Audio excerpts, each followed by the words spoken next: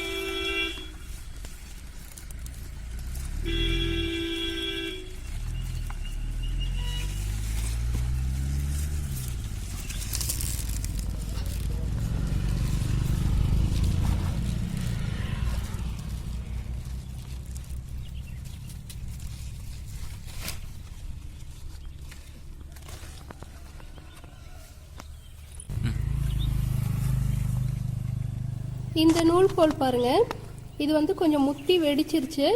காலத்தோட பறிச்சிடணும். ஒரு கமலா ஆரஞ்சு அளவு வரும்பொழுதே நூல்கோல் பறிச்சுட்டா சமைக்கிறதுக்கு நல்லா இருக்கும். இனி இது விதைக்கு மட்டும்தான் ஆகும்.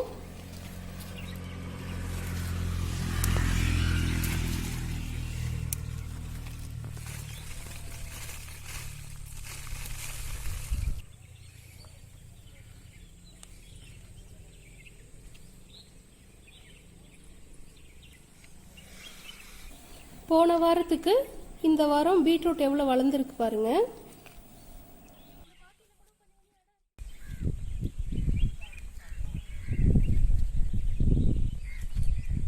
அன்னைக்கு சின்ன சின்ன நாத்தா பார்த்த அந்த டர்னிப் கூட இப்போ நல்லா வளர்ந்துருக்கு. பீன்ஸ்லேயும் கொஞ்சம் காய் இருக்கு, அதையும் இப்போ பறிக்கிறேன்.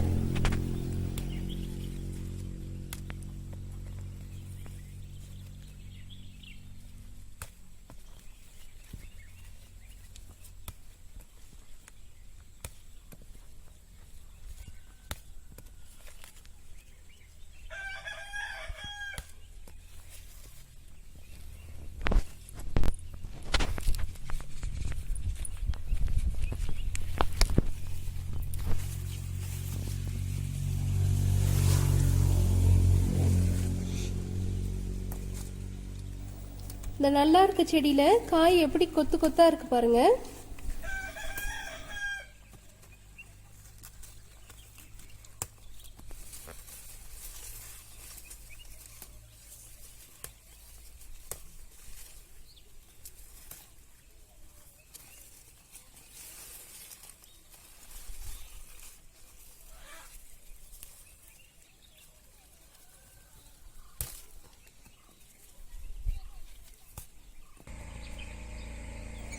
மைனா எவ்வளோ அழகாக குதிச்சு குதிச்சு நடந்து போகுது பாருங்க.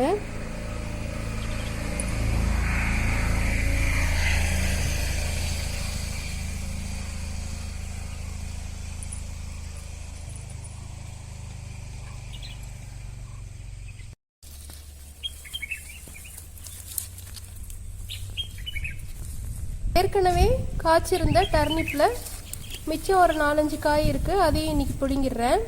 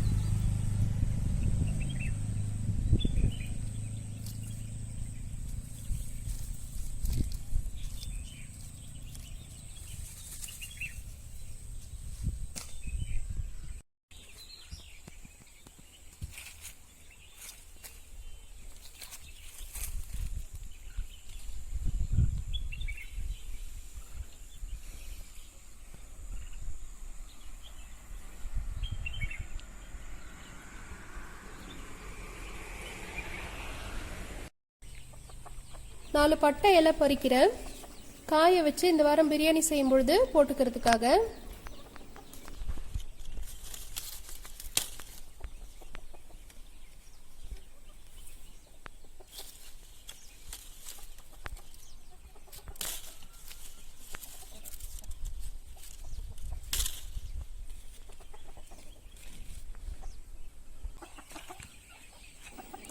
இதெல்லாம் எங்க வீட்டில் உள்ள நாட்டுக்கோழிங்க.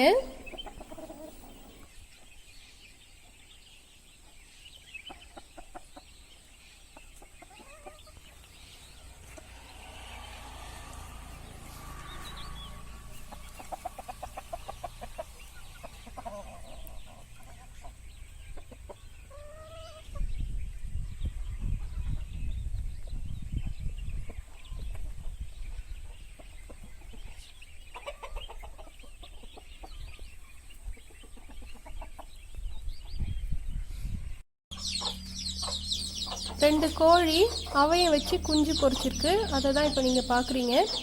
அவங்கள வந்து தனித்தனியாக அடைச்சி வச்சுருக்குறோம், வெளியில் விட்டால் சண்டை வருது.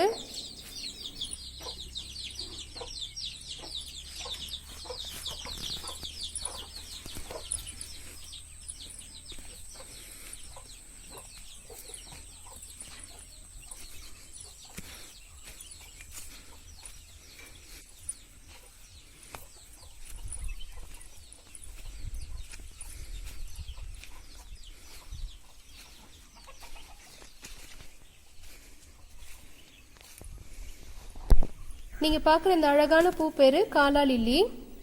இப்போ அதுக்கு பக்கத்துலேயே பாருங்கள், இது வந்து செலரின்னு சொல்லக்கூடியது, சமைக்கிறது தான்.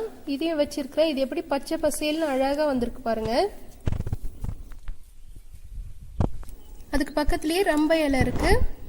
இந்த மழைக்கு முன்னாடி பனியும் வெயிலும் ரெண்டுமே அதிகம். எவ்வளோ தண்ணி விட்டோம் இந்த ரம்ப இலைக்கு பத்தில் காய ஆரம்பிச்சிருச்சு. டேபிள் ரோஸ் மாதிரி இலை இருக்குது பாருங்கள், இதுக்கு பேர் ரோஸ்மேரி. இதையும் சமையலில் சேர்க்கறது தான், நல்ல வாசமாக இருக்கும்.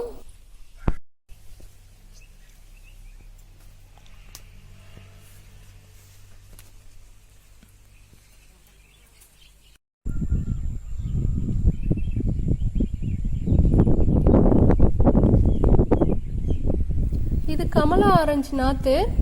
என்னுடைய சின்ன பையனுக்கு வந்து எந்த பழம் சாப்பிட்டாலும் அந்த விதையை போட்டு அதை முளைக்க வைக்கிற பழக்கம் இருக்குது. அவர் போட்டு முளைக்க வச்சது தான் இது ரெண்டுமே. இந்த கொத்துமல்லி எப்படி அழகா இருக்கு பாருங்க.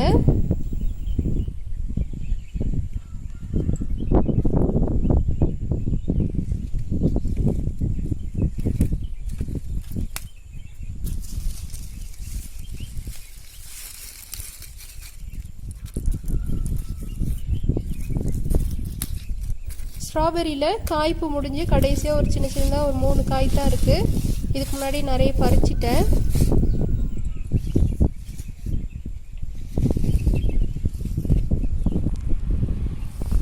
அதோட பூ இது. இந்த செடியிலையும் ஒரு காய் இருக்குது. மண்ணில் இருந்ததுன்னா அழுகி போயிடும். நம்ம பார்க்கும் பொழுதே எடுத்து கொஞ்சம் மண்ணில் படாத அளவுக்கு தள்ளி வச்சிடணும். இன்னும் கொஞ்சம் கூட இது பழுக்கணும்.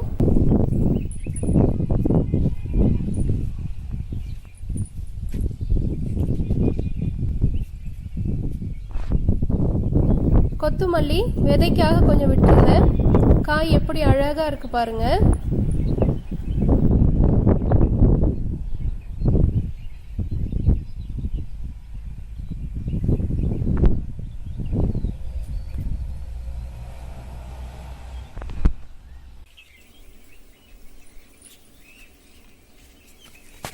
ஒரு பையில கொஞ்சம் வெந்தயக்கீரை போட்டு விட்டுருந்தேன். இது எப்படி பச்சை பசேல்னு இருக்கு பாருங்க.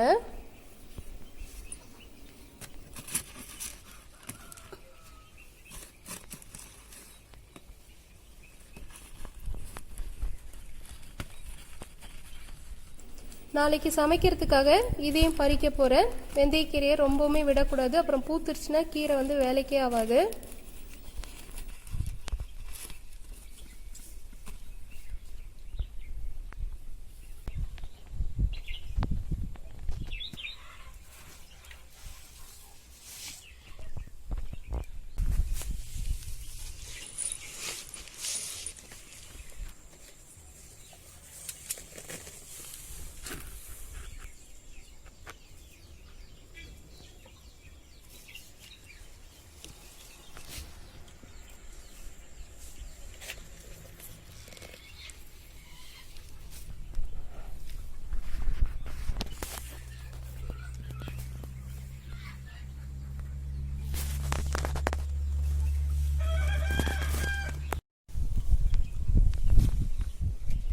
இந்த பையில தானா முளைச்சி வர்ற இந்த மணத்தக்காளியை பாருங்க.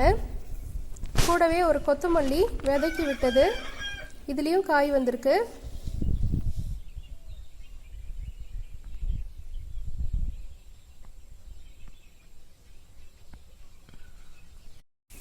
தாளிக்கிறதுக்காக வச்சிருந்த வெந்தயத்துல இருந்து சும்மா கொஞ்சமா எடுத்து போட்டு விட்டேன். ஒரு கட்டு கீரை வந்திருக்கு பாருங்க.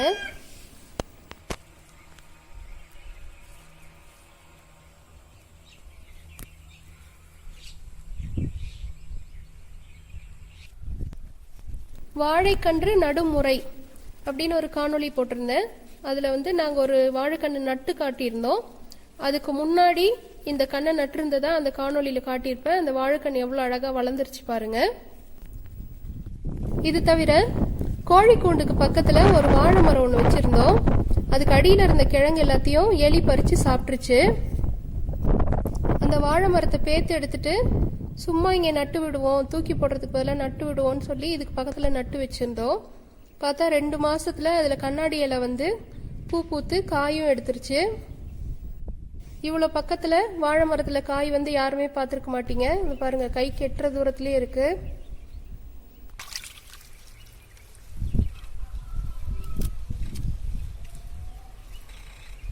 இந்த காயில் இருக்க மண்ணெல்லாம் அலசிட்டு கீரையை சமைக்கிறதுக்காக தனியாக கிள்ளி எடுக்க போகிறேன்.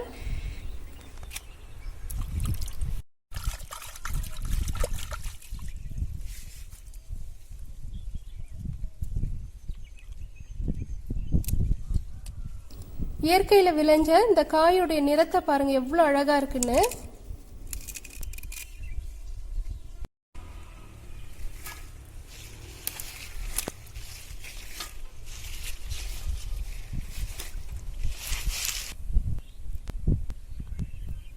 டர்னிப் நூல்கோல் ரெண்டுமே கழுவியாச்சு. அதோடைய கீரை, வெந்தயக்கீரை, அப்புறம் பீன்ஸு, ஸ்ட்ராபெரி இதெல்லாம் தான் என்னுடைய பறிப்பு. இந்த காணொளி உங்களுக்கு பிடிச்சிருந்தா மறக்காம கீழே உள்ள கருத்து பெட்டியில் உங்களுடைய மேலான கருத்துக்களை பதிவிடுங்க. நன்றி.